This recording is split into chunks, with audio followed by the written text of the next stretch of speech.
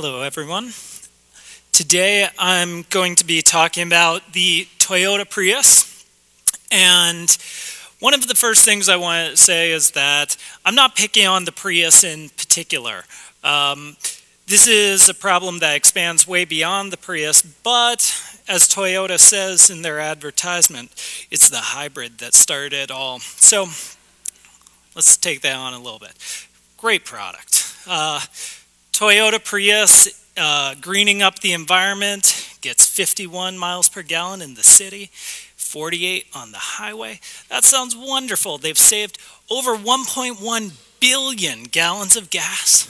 They've 16 million tons of CO2. Why would anyone have a problem with it? So first thing I want to do here is look at a little comparison. We've got in the first column the 2013 Toyota Prius. Second column, another great Toyota product, the Corolla. And then the last, we've got a used 2005 Corolla. One of the most important points I want to make here is that one of the biggest points of environmental impact is in the manufacturing. Manufacturing is heavily affected by the size of the battery, and lithium mining leads to much bigger CO2 emissions than with conventional cars. So if we look at the metric tons, 13.6 metric tons from manufacturing for a Prius as compared to 6.4 metric tons for the Corolla. With the used car, 0. If we look at the first 100,000 miles of driving, we can see, yeah, the Prius does better. It's 18 metric tons as opposed to 29 for the 2013. Corollas have actually gotten a little bit worse since 2005. So in the aggregate, does the Prius do better than new Corolla? A little bit. Over the first 100,000 miles, it does a little bit better. But it doesn't do nearly as well as a used car. The second point I want to make has to do with the actual driving. Once you've got this thing. From 1970 to today, we've seen the number of miles people drive per year increase dramatically. There is nothing you can do that is better for the environment in terms of your car than to drive less. Let's make a little comparison. Got Peter Prius.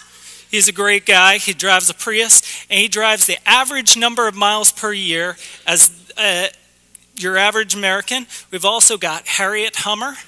She's got a Hummer, that nasty, evil vehicle, which only gets 15 miles per gallon, but she lives 2 miles away from work. She drives back and forth every weekday, and 20 miles extra somewhere, maybe to movies, maybe to get groceries. She drives 40 miles per week, and she comes out ahead of the Prius driver who drives the average number of miles per year on metric tons. Peter Prius emits twice as many metric tons as Harriet Hummer because of the number of miles he drives. So, why do we drive so much? This great guy, I took this picture driving back from Detroit Lakes this summer. Great American. And it's kind of indicative of America's love affair with consumption. If there are two things you can do in terms of your car to reduce your CO2 emissions, it's buy used and drive less. But we love consumption. Consumption's part of the American ideology.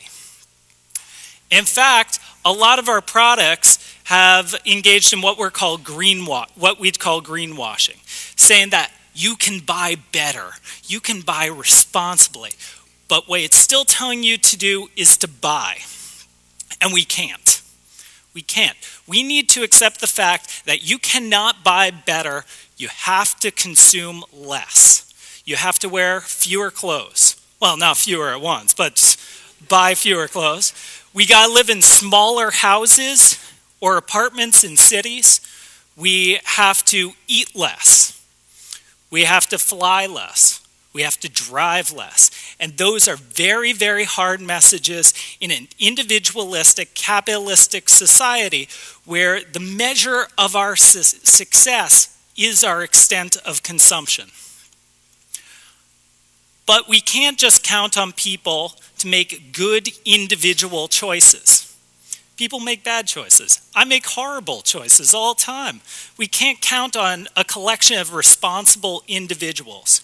We need a hope for that, but we also need systems in place. And right now, in too many places, this area included, our public transportation is severely inadequate. If you live in West Fargo, you can't really take a bus. And there are too many places like that in America. The only way we will find real solutions is by finding collective solutions, public solutions, making transportation far more clean, efficient, and desirable. We need to make the most responsible choice the easiest choice. So I want to tell you about 3 heroes. My first hero is this guy, Ira Gordon. And he has been driving the same car, this great old 60s Volvo, for over 40 years. He's logged 3 million miles on it. He's an example of someone not consuming more. Now, maybe he's not that great of a hero. He has put 3 million miles on it, so that's not so great. Let me tell you about Emily Finch. She's a mom raising 6 kids in Portland, Oregon, with no car. A great example of consuming less. And then here's the last hero, citizens. This is a picture from Critical Mass, a protest movement in San Francisco that's right in the Castro. And what people are doing here are saying that bikes need to be a presence in a city. Like I said, we can't do this through individual actions. We can't accomplish what we need to accomplish with all Emily Finches. Most of us don't have that much fortitude. We need actions like this. We need to build sustainability into our systems. We need to have great cities for biking. We need to have great mass transportation. And more of us need to live in cities with density. Those are public, collective solutions. So that's the kind of heroes we need. Finally, here's my message. It's about the Prius, but it's also not about the Prius. The story on the Prius is it tells us that we can buy new, that we can buy responsible, and that we can consume our way to salvation. But it's a myth. We can't. The only way we can find a solution to find more sustainability is not to consume better, but to consume less. Thank you.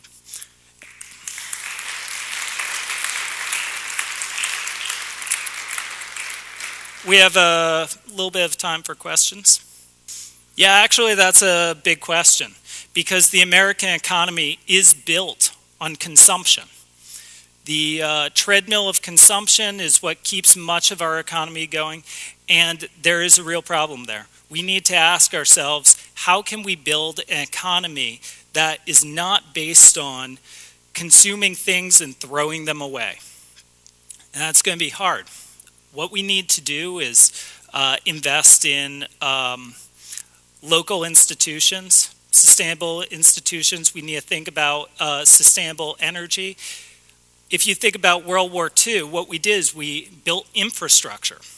We've got a crumbling infrastructure. Our electrical grids are outdated. Our bridges are collapsing. We have virtually no rail. We could have a huge economy built around improving our infrastructure. And I can't wait for the LA to Las Vegas high-speed rail. That's going to be awesome. That could be part of our new economy. Not that Las Vegas is sustainable, but I'm not going to get self-righteous. Definitely. And recycling has to be part of the solution. And I don't doubt that there are positive technological changes in our future that will make recycling better. But we're not at the point yet where, especially things like batteries are easily recycled, and most places it's not available to people to be recycled. That's a good question. I mean, we have built outward, and we have all these suburbs that have now been abandoned because of foreclosures, because people can't afford them. There are some very good questions about what to do with these spaces that people have abandoned, as we've seen people actually begin to move back to cities.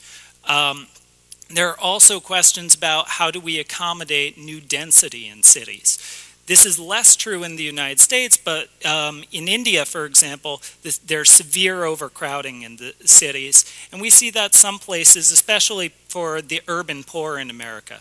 So it's not something we can all up and do tomorrow, but we need to be thinking about how to do more dense urban construction.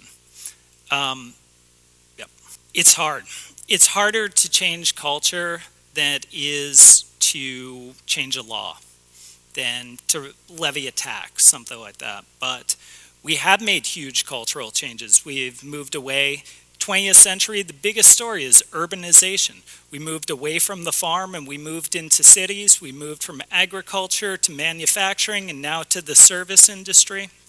These giant cultural shifts happen. We've also seen a cultural shift of us living in bigger homes and consuming more good. If we made it in one direction, we can make it in the other direction. I would tend to be someone who doesn't think so highly of just each one of us being individually responsible. We need to lay the groundwork for people making responsible decisions. And we have an enfeebled government that hasn't been very effective at making large-scale change, but that's exactly what we're going to need if we do have any cultural change. One last question. Yep. That's a good question. I drive a 2005 Honda Accord, but I'm a lifelong biker, a big fan of the Matt bus, and I try not to drive it as much as possible, but, you know, when I need my Applebee's fix, can't really bike out there. All right, thank you.